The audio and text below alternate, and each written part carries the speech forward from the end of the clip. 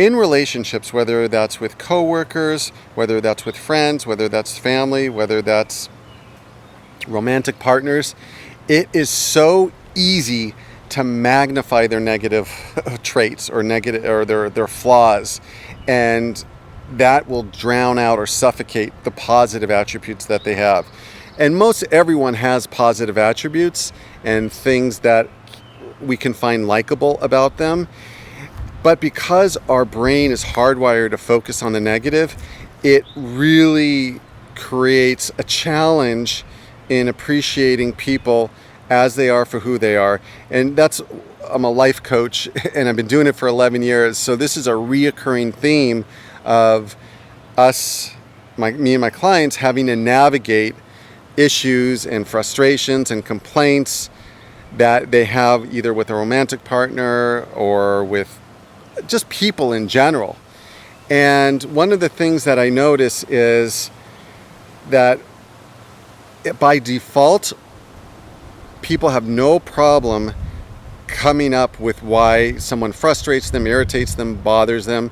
It takes extra effort. Negativity just comes automatically. That's just the way our brains work. It was designed to protect us because we had to focus on, our ancestors had to focus on the negative because if they didn't, it could kill them, right? So you want to be prepared for every possible eventuality. And unfortunately, some of our brains have been hijacked with that negativity. And especially, people that come from dysfunctional upbringings or had trauma in their life, their brain is on extra high alert. And with clients, one of the things is you want to have a fine balance of, let's just take romantic partners, of putting what you perceive as their negative traits in perspective. Because everyone you get in a relationship is going to have baggage, is going to have negative traits, is going to have things that annoy you. And it's just a matter of degrees. And I recommend just even writing them out. When you write them out or you discuss them, hey, here are the pros, here are the cons of this person. Like everything, there's pros and cons. And what do I want to focus on? And do I want to be that person that nags them, that pushes them, that pressures them, that makes them feel guilty or shameful for having a certain personality trait, physical characteristic? They're not in where you want them to be financially, in their career and stuff like that. Do I want that to be the dark cloud that hangs over our relationship? And it's a real important question to ask yourself because it'll make or break your relationship. And I see it when I do couples coaching as well. I see it in coaching people is that it's like the negative traits of their partner gets the spotlight. That's what's highlighted. And again, it drowns out or just at least minimizes a lot of their positive traits. So if you want to write it out, write it out because it's so hard to find someone that you connect with, that you could even consider spending the rest of your life with, or spending long-term, being with them long-term. It's very difficult. And the thing that I encourage clients to focus on is what is their core like? Because someone's core will make or break the relationship. And a lot of things that we tend to focus on, their physical appearance or how much money they make or what type of career they have or any number of things, how much power, how much status, whatever, some of the more superficial things.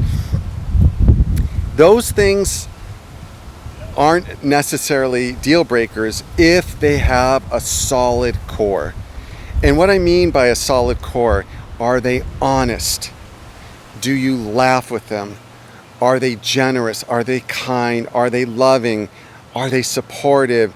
Are they your rock that you can lean on if you need something? They're right there to support you. Do they, when someone criticizes you, do they defend you to the other person? Do they protect you? Do they go out of their way? Do they make sacrifices for you? Do they treat other people well? Are they prone to anger? Are they calm and able to communicate well? Like, are they responsible with money, even if they don't have a lot of money? Are they industrious? Do they have a good work ethic, even if they don't have a fancy, high-paying job? Like, those things really is what matters in the longevity of a relationship. And when those things are missing and you have the other things, and I've seen this happen quite regularly, like they'll check all the more superficial boxes. They're really attractive, they have money, or they have a really good career, but they're not honest. You can't trust them fully. They will, you'll catch them in little lies or white lies or bigger lies. They're fake, or they're phony, or they don't communicate well. Like, those things are huge red flags and to be aware about. And sadly enough, a lot of the stuff that we focus on is because not how we feel, like the negative qualities, not how in a partner, not how we feel, but how we are going to be perceived by other people. So you might be worried, like, oh my gosh, this, my family, my friends, or when I go out with this person, because their physical appearance isn't exactly what I want, or is not as attractive as I'd like, or isn't up to the physical beauty standards of today or fitness standards of today, I'm going to get judged, and people are going to think less of me, or they're going to criticize me. It's unbelievable. And even if you're not conscious of it, what a force external validation and approval and wanting to belong and to fit in and to not want to have people judge or criticize you, how that guides so many of our decisions, even to the point that we will end a really solid relationship because this person doesn't check all the boxes that our family or friends or society might feel are important, but we're okay with it. We don't have a problem with it, but the problem is that we will feel shame or guilt going out with the person that doesn't meet these expectations. And hey, sometimes those expectations and families' opinions, they might be valid. Like, hey, I wouldn't trust this guy, or this guy looks like, he's a freeloader and he's not a hard worker and stuff like that. Those things you need to pay attention to. But really, if you feel a connection with the person, the best thing you can do is accept them as they are. Like, so many people get into relationships, and I've done this in the past as well, thinking that we can change the person. Thinking that, if I just give them time, or if I just push them or pressure them or nag them. Do you know how bad that feels to be that other person? Like, hey, you don't love me as I am. You only love me if I do X, Y, or Z. It really doesn't set the tone for a solid foundation. It sets the tone for a rocky road, or sets the path for a rocky road that you're both going to be on. And if you just were to focus on their positive qualities, hey, you can have discussions with the things that concern you, but sometimes, and oftentimes, people are like, hey, I know this is your concern, but I'm okay with the weight I'm at. I'm okay with the career I'm at. I'm okay with my lifestyle or certain personality traits. And there's not a high motivation for them to change. They've accepted themselves. They don't have an issue with it. And you know how hard it is to change yourself? It's really challenging. Imagine trying to change another person. It is exhausting.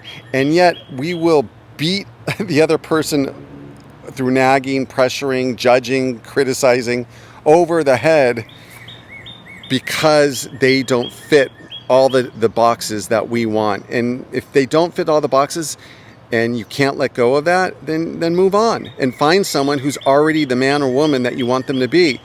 That is so much easier than trying to change someone. But if we look at this person in a different perspective of, like, you know what, I'm going to accept them. I mean, I just encourage you to give it a try. Just accepting them as they are. It makes for a much better relationship. And I know a lot of us have very difficult people in our lives, and it's difficult and challenging to accept them, but it will strengthen the relationship because likelihood of them changing, if they're not motivated, is very slim to none.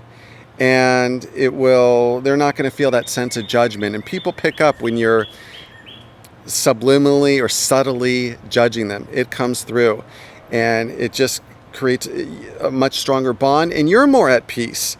When you accept people as they are, you don't feel that inner tension. And there's a lot of people that are hard to work with, hard to live with, hard to be in relationships with. But again, we need to zoom out and look at the bigger picture. And overall, are you getting more positives, more good out of the relationships than negatives, than costs? And if not, then you need to leave the relationship. But I think this approach will, just strengthen the love and the connection that you have with the person. And I'm not saying it's easy to do, so practice in small doses and focus on yourself. Instead of trying to be the person that's pushing or encouraging or pressuring someone else to grow, work on your own growth and self-development and be the model. Actions speak so much louder than words. If there's something you don't like about them, let's say they're overweight, get in top physical fitness shape. You exercising, eating healthy, taking care of your body, getting good sleep, minimizing stress, that example rubs off and is so much more effective than poking them and nagging them and pressuring them and pushing them. And you start to appreciate the person that you have for who they are. It's such a delightful way to live, and it minimizes so much tension and suffering. And so that's what I do. I coach people in relationships. Coaching covers such a wide range of areas and is extremely helpful. And I encourage everybody. Everybody would benefit from coaching. So if you've been watching my videos for a while or you're new, give it a try. The consultation is absolutely free. There's no obligation if you don't want to do a session after that. The first session is $20 off, and then no obligation after that. And after that, after the first session, it's ridiculously affordable. Been doing this for 11 years, and you get a lot of value out of coaching, and especially for the little amount that you have to pay. So I encourage everybody just to give it a try. Just email me. My email address is in the description. And if you want to support the channel, show me you like and want more of these types of videos. Likes, subscriptions, and really help, in comments. I read all your comments. And if you want to even go a step further, PayPal, there's a PayPal link. You want to support the channel. This is all I do. This is my full-time career, and it means a lot to me. Even if it's $5. Some subscribers do $5 a month, $10 a month. Even if it's just a one-time donation of $1, $5, it means a lot to me, and it helps me also to know that this content is valuable to you.